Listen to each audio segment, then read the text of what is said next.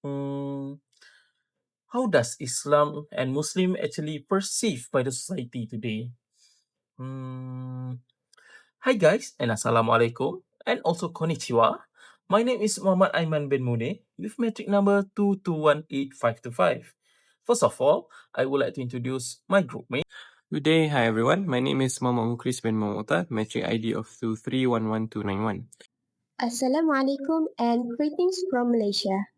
My name is Nur Takifa Idina and you can call me Takifa. Assalamualaikum and hi, my name is Aiza Shazri with the metric number 2211386. Assalamualaikum, hi and konnichiwa. My name is Noiza Akmal bin Noizam, metric number 2218919. Bismillahirrahmanirrahim. Assalamualaikum warahmatullahi ta'ala wabarakatuh. Konnichiwa. My name is Azim Sulaiman. For the question on how Islam and Muslim actually were perceived today, if you look closely, the answer changed completely depending on whether you are looking at the Malaysia context or looking at the wider world. Right here in Malaysia, local research shows that everyday relationships are generally peaceful and positive. Non-Muslim interact with Muslims constantly, but under the surface, there is an underlying anxiety, where studies by local universities shows that non-Muslim minorities frequently worry about the intersection of religion and politics, especially on how policy might impact their personal freedom or the secular nature of the nation. We have a unique case like Japan. In Japan, the perception isn't necessarily hostile, it is distant.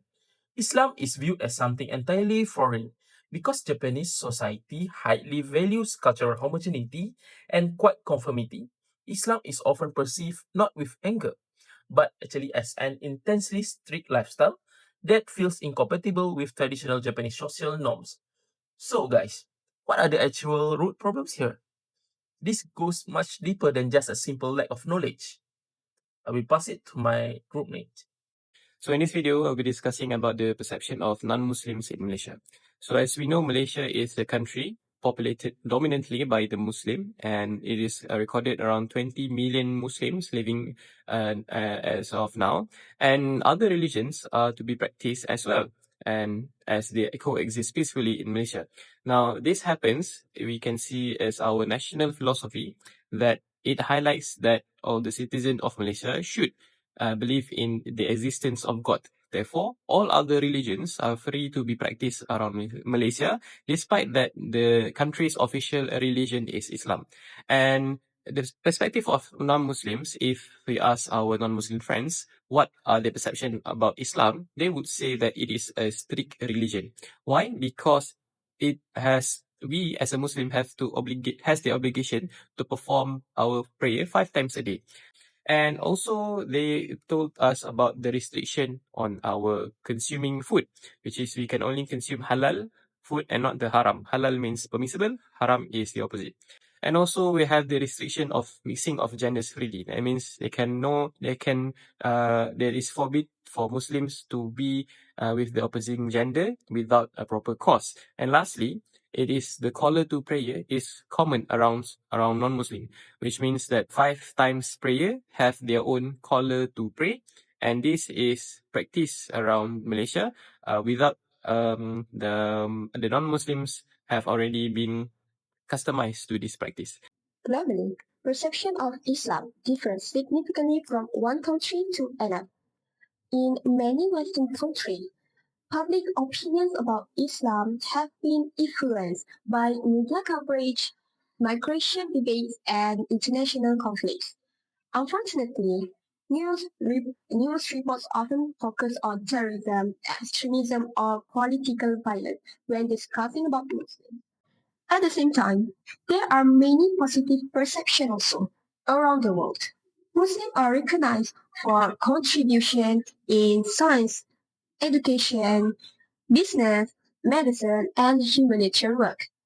Many non-Muslims who interact with Muslim communities often discover that the values emphasized in Islam, such as kindness, honesty, helping others, are similar to values found in many other religions. Therefore, global perceptions are often shaped by what people see in the media rather than by direct personal experience. So now, shifting our focus from the global stage to East Asia, the perception of Islam in Japan presents a very unique point of view. Where, unlike Malaysia, where Islam is central to society, or Western nations with long histories of migration, Japan has had relatively limited historical interaction with Muslim communities. Because Muslims make up a very small percentage of the population, where the reality on the ground is that the average Japanese citizen has likely never interacted with a Muslim in their daily life. So, as a result, the general perception of Islam in Japan is not necessarily one of active hostility, but rather one of unfamiliarity and distance. To many people of Japan, Islam is actually perceived as an abstract, faraway concept. When it is noticed, it is often viewed through the lens of strict rigidity, such as the mandatory nature of daily prayers, fasting, or strict dietary restrictions. Japan has actually made incredible strides in omotenashi or hospitality by introducing halal food options and prayer rooms facility in major airports and train stations and also some other places. However, a fascinating gap remains in how Islam is perceived. It is easily accepted as a temporary amenity for tourists, but when it comes to permanent integration, such as recent local debates over building Muslim cemeteries, the public anxiety and hesitation tend to surface. So, while the perception is slowly evolving through tourism, Islam is still largely viewed as an outsider's faith that exists separate from the traditional Japanese life, which often cause misunderstanding.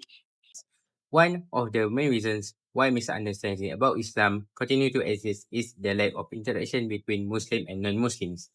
In many societies, some people may not have close Muslim friends or colleagues. Because of this, their understanding of Islam often comes from what they hear or see from others rather than from personal experience. When people do not interact with members of another religion, stereotypes and misunderstandings can easily develop. Another important factor is influence of the media. Today, many people learn about world events through televisions, online news, and social media. However, the media often focus on stories that are attractive, which is such as conflicts, violence, or political issues. As a result, incidents involving a small number of Muslim extremists may receive a lot of coverage, while the positive contribution of ordinary Muslims receives much less attention. Information spreads very quickly online, but not everything shared are accurate. Misleading information and false news can reach many people before the facts are checked. And because people tend to remember emotional or shocking stories, negative views about Islam can spread more easily. Therefore, misunderstanding about Islam are not only caused by lack of knowledge, but also influenced by limited interaction between communities and by the way Islam is sometimes presented in the media. And to improve this understanding, it is important to encourage communication, cultural exchange, and critical thinking when consuming information about other religions. And through more greater interaction and more balanced media representation, people can develop a more accurate and also fair understanding about Muslim and Islam. And I will be presenting about the next root problems, which are fear of differences. One of the main root problems behind negative perception of Islam is the fear of differences. It is not only about the lack of knowledge. Sometimes people feel uneasy with things that are new or unfamiliar to them. For example, some non-Muslims may not understand why Muslims wear the hijab because these practices are different with their own practice. People may form a negative perception or negative opinions without understanding the truth or the real meaning behind them. This problem can also be seen in Japan. As Muslims are the small minority in their country, many people do not have much direct contact with Muslims. As a result, their views may be influenced by stereotypes or what they see in the media rather than their own personal experiences. As in conclusion, negative perception of Islam are not caused only by a lack of knowledge. Fear of differences, stereotypes, and limited interaction also play an important role in shaping people's opinions. When people do not have the opportunity to interact and meet Muslims, they may rely on assumption or what they see in the media, which may not always present an accurate picture of Islam. When people focus on common human values, they are more likely to see each other as individuals rather than through stereotypes. In this way, stronger relationship can be built between Muslim and non-Muslim, helping to create a more peaceful society. That is all from us. Thank you for listening.